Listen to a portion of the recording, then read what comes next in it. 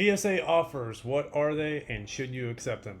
What's up guys, we're going to be doing a video over the new PSA offer programs. This was recently rolled out by PSA. As you get your cards graded by PSA, PSA is submitting offers where instead of you having to get the cards shipped back to you and then trying to sell them on your own, you can actually just sell them directly to PSA or to people who are buying them via PSA. So we're going to just go through it, describe what this program means, and whether or not you should accept some of the offers. Why or why not? So first, get your cards graded, submit your cards to PSA for authentication and grading. 2, once the orders hit a specific stage, so hit grades ready, once you can see your grades, as you go through your orders, what you're going to see populate is offers, and it will say PSA offer, and you can literally just go in and accept the offer. Now, in order for you to get paid, you do have to have set up a Stripe account. So in order for you to set up your Stripe account, there are some instructions on you doing that. Otherwise, if you hit accept, the funds are kind of in limbo until you get that account set up. So you can link a bank account to Stripe so the funds get deposited straight into a bank account. But that's something they need to, I think, clarify a little bit, because I accepted one offer and it took me more than a couple of days to get the money just because I hadn't got that step set up. That should be a hard stop. They should not be able to just sell your cards and keep your money in limbo. Receive offers, get offers from third-party buyers. Third-party buyers, that's the key. So it's not necessarily PSA buying these, although it could be PSA that's buying them, but there's third-party buyers. Once grades are revealed, get paid. The offer will change, it's fluid. I've had situations where an offer may come through. It may be $250 for a card one day, the next day is $241. So you've got 24 hours to accept the offer. It's not going to be something that's just going to stay there because the market is fluid, the market's always changing. Not every card that has an offer, it's only going to be a handful of cards. There was recent criticism of this from people in the hobby, just wondering who is buying these cards, what are they using them for, what's the intent here, because are these getting put into the GameStop power packs? Is that the big deal where essentially PSA is buying cards at a 15%, 20% discount, putting them into their power packs? Their power packs, they say that they deliver essentially the value that it says in the pack.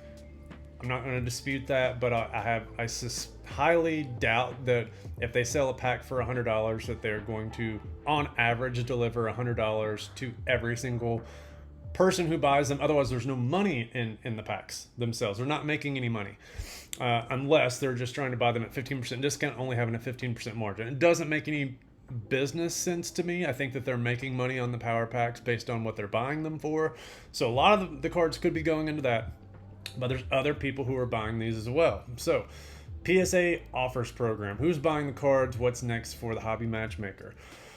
So major card shops, retailers among those, are buying in very selective programs PSA tells collect.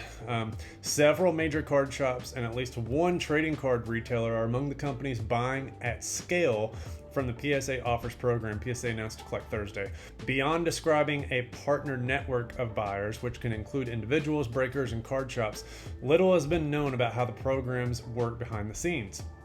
According to PSA, the network is currently made up of dozens of buyers, including Burbank, Atlanta's cards headquarter, oh boy, the internet's favorite sports card investor, Jeff Wilson in 2024, and Buffalo area retailer Dave & Adams Card World. PSA confirmed to collect it has remained very selective, as they should be, when adding new partners to the program, but expects the number to scale in 2026 when it makes the application process more accessible. Basically, the people who are buying these are the ones who you see at every single card show with a big buying sign, buying at 80 to 85% of comps. We've seen they can't buy enough of this crap because degenerate gamblers go and pull it from breaks and then they sell them at these buying stations for pennies on the dollar, and these people are making bukus by turning them into mystery products. In December, PSA President Ryan Hodge told Collect that program could expand and eventually become a matchmaker tool for collectors and a wish list of cards. That's actually kind of cool. I mean, you could essentially say, I'm a collector, I want this high-end item. If one comes through PSA, PSA will essentially broker the transaction, collect a fee, presumably this collector, and match two together. That actually sounds kind of cool. And that appears to still be in PSA's long-term plans. The big vision, however, is to make it open to everyone. GM of PSA offers told Collect, imagine saying I'll pay X for Y cards and your offer appears in a potential seller's PSA account the moment it's graded, or browsing the million-plus cards in the PSA vault and sending offers directly. That's where we're headed, and we think this will be one of the most fun and useful innovations in the hobby in some time. I don't disagree with this. It does reduce the friction a little bit. The thing that I don't like about it is right now the partners who are involved in this are essentially doing a 15 to 20% discount over what the card actually sells for. The process for which cards receive offers and the price of each offer has largely been unclear, though collectors have speculated at being linked to buyers within the network selecting cards ahead of time and offering to pay a percentage based on recent sales data. Buyers set their offer criteria in advance. When a card matches, the offer appears in the card owner's account during the submission process or thereafter if they store it with the PSA's vault through our My Collection feature. If multiple buyers are interested in the same card, PSA says it will only show the owner of the card the highest offer. Okay, that's good. I take them at their word for that. PSA declined to offer any insight into how many items have sold through the program, but told Collect most cards receive an offer, and the eventual goal is for every card to receive an offer. The program most recently expanded in September to include offers for cards as soon as grades are revealed. In addition to its offer program, PSA has played a major role in the secondary market through its partnership with eBay. According to PSA's official eBay storefront, the company has sold more than 1.1 million items on the platform since January 2024. We just did a financial breakdown in that video. If they're doing 1.1 million through January 2024, I mean, we're basically all the way almost through 2025 now. They launched that just a couple of months, so they're making money on that consignment business. PSA has also begun offering limited grade and sell specials with expedited turnaround times for collectors who agree to sell cards through PSA on eBay. That's where all the discounts have been going lately, and all the specials. It's not to get people to submit cards to PSA, it's to incentivize people to sell via their consignment, so that not only do they get money grading the card, they also get money brokering the sale of the card, aka Fanatics Live, aka PWCC, aka eBay, aka every single other person who's brokering. They see the business in brokering transactions, not just grading the cards. Should you accept some of these offers? Well, let me just go through a couple of the offers that I was given, and then I'm going to go through my sales history on eBay, and I'm going to tell you why I said no to these offers, and was I right or was I wrong? 2017 Topps Finest Aaron Judge PSA 10. They offered $100 for this card. That was extremely low to me.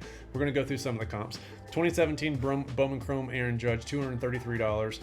I've sold multiples of these, and they're basically in the $300 range, just a little bit higher, some a little bit lower, but by the time you pay fees, I'm still netting significantly more. Topps Chrome Update Aaron Judge PSA 10 offers for $160. I have multiples of these, so multiple Bowman Chrome rookies, multiple Topps Chrome rookies. 2011 Topps Bowman's Best Trout PSA 10 rookie. I mean, that offer wasn't even anywhere near where the comps were at all. 2017 Aaron Judge Bowman's Best rookie, 133. It's kind of fair. It's not a bad offer. I'm gonna explain to you why I think these are not the best offers. Cooper Flag Bowman Chrome Sky Blue Refractor, 175. Okay. 2018 US 285 Ohtani PSA 9. I know this is kind of nitpicking. They offer 41 or 46. That's just not where I want to move the card. It sounds like I'm nitpicking, but I'm going to explain why I don't want to do that. This is one card I'm going to describe a loser. PSA actually offered, I believe, $150 or $165, and I sold the card for $152.50, so obviously I'm netting like $130. This is a card that was, the last comp was downtrending, and I was assuming that it was going to be a low comp. This one I probably should have accepted. If we look at US 285 PSA 10 Ohtani rookies, they're offering around 141, 143 for these. I've been selling them for 180 plus. Now, by the time you subtract out fees from this, I have a store on eBay, so I get a discount. It's not the 13.25% fee, it's around 12.2. So we're looking at maybe $20 off of that. So I'm gonna net around 155, 160. And it may sound like I'm scratching pennies here, But if I accept an offer on this card for 141, whenever I can net it selling it on my own for 155, you may say, well, the difference is PSA is doing all the work by just, you don't have to do anything and they're going to collect a fee on that. I look at it as that additional $14 can be used to offset the loss on a card like this Caitlin Clark PSA 9. It will offset the grading fee, the transaction fees on that card, the transaction fees on this PSA 9 Cooper Flag. I need to squeeze as much money as I can out of PSA 10s to offset the 9s and to just keep a margin, because margins are shrinking. So the people who are buying these cards are trying to buy them at such low rates so that they can package them into their mystery packs and just have degenerate gamblers just go and buy away at these. What Jeff Wilson is going to do is, if he sells a mystery pack, he's going to say, hey, the market value for this Ohtani is 180 bucks. What he's actually doing, he's buying the card for 141 to 146. He's packaging them up into thousands and thousands of mystery packs and saying, I've got a $180 card here. I only paid 141 or 146. So I've got a built-in 20% hedge. And guess what? I'm also going to make a hedge by selling the mystery pack. So I'm going to turn that 20% hedge and buffer that I have on buying the card. I'm also probably going to have a 10, 15, 20% margin on selling the card, meaning I'm going to sell these mystery packs on average for $200, and on average you're going to get a $100 Ohtani card. There's going to be a 30 to 40% margin on these mystery packs by doing this. So this is why these people are making bukus of money. Me, the grader, who's just simply grading cards and trying to squeeze by with PSA prices being as high as they are, with turnaround times being as difficult as they are, I can't afford to just give away high demand cards like this at low prices and not maximize the value. Another Ohtani, this one sold at auction for $186.50. The Cooper Flag, the one that had an offer for $175, sold it at auction for $260. By the time you subtract out 13% fees, I'm way ahead of whatever offer they would have made. Look at the Bowman Chromes. So these are the Bowman Chromes for which the offers were coming in at $233 a card. Well, I sold one for $292, sold another one for $292. Aaron Judge Topps Chrome Update rookies. These are the ones that had offers for $168. Sold them for $210. Another Update Ohtani rookie, $199. These Topps Chrome Aaron Judge rookies had offers, I want to say, in like the $214, $220 range. Sold it for $299.99. Another one for $175, so I'm still coming out ahead. Let's see. Here's a buy it now Topps Chrome Update that I sold for $229. So the PSA 9 offers were coming in at 41 to 46 for the Shohei Ohtani Topps Update rookies. Here's one I sold for $55. Now this one was a pretty fair offer. So for the Kobe Bryant, I want to say that they offered 85 or 90. Me selling it at 100 actually would have been better off. I want to say it was 90. So actually came out worse by selling it on my own. So that one's close. Another Topps Chrome PSA 10 for $299. Again, way higher than the low 200s that they were offering. Again, after fees, I'm doing really, really good. Another one for $299. PSA 10 for $180. Another PSA 10 Topps Chrome Update for $215. The batting Bowman Chrome for $300. PSA 9 for $55. So you can see just how much higher these were than the offers that I was originally getting. Now, some of the ones that were actually kind of close were the PSA 9s outside of the Topps Update PSA 9s. Look at the Bowman's Best. So the Bowman's Best, they were offering me, what, $133? So this one I sold for $160. I still am coming out slightly ahead. I mean, it's not significant, but again, I've got to squeeze out as much margin as I possibly can. Bowman Chrome PSA 10 $319. I mean, again, I've got to squeeze out as much margin as I can, because there's no point in me giving product away. If I'm selling you a card, why is it that I have to give you all of the discount whenever, if you have to buy that card on your own, you have to pay $320 for that card? So you're offering me $233 when I've just shown you multiple examples of the card selling between $292 and $320. I've sold 5, 6, 7 of these already that I've just shown on here, and you're only offering me $233. Why is it that your offer can't be boosted up to $280? because even at 280, you can buy all of them that you want and we both win. There's going to be some circumstances where it makes sense to sell. So for every 10 offers that you get, I think that 2 or 3 might be something that you should accept because they might be in line with what you would get after eBay. The other 7, you're going to be doing yourself a disservice because you should be able to get more if you sell them on eBay. Now, what I would like to see out of this is a more competitive offering system. Like, ideally, this is perfect. That what PSA is doing is perfect, and it eases the friction on me as a seller. Now, it will ease the friction on me as a seller if it truly delivers the same value, meaning I can get just as much, if not more, selling via the PSA offer program, whether it's going directly to PSA or it's going directly to one of these third-party buyers. If I can get just as much as I would get on eBay, if not more, ideally a little bit more, because it's got to be mutually beneficial, and I don't have to do the work, I'm all for it. But if the offers are going to come in at any price lower than what I can sell them on eBay, I don't care if it's just 2 to 3% lower.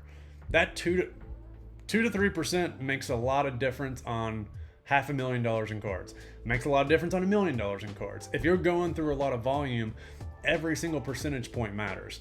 I mean, 3% on $1 million is what, $30,000? I mean, we can't scoff at these small percentages. So if you're doing a lot of volume, you need to maximize every single dollar and every single percentage that you can, because this is getting very competitive. Margins are shrinking. It's just getting very, very difficult to do this. So I like the concept of the program.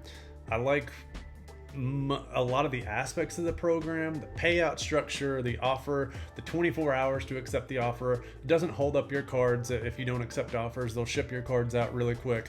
So I like everything about this. What I don't like are the offer prices themselves. They need to improve. The third-party participants that are there, Jeff, Burbank, all the people who are doing these mystery packs, they're getting filthy rich off of this program, or there needs to be more participants who are allowed to throw in better offers.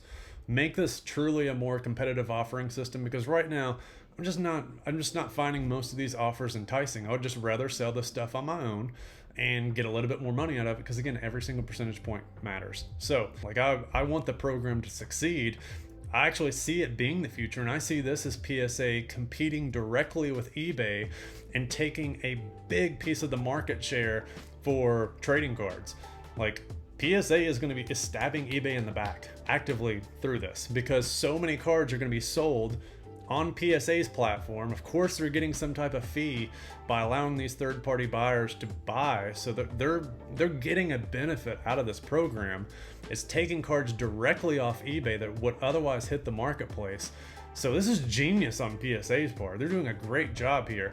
It's in their best interest for these offers to be as high as possible. So ideally, if they can get more people, more buyers, more competitive offers, I think that this is probably going to be the way that people sell most cards in the grade to flip game as we go forward. We just need better offers. So Jeff Wilson, better offers, buddy.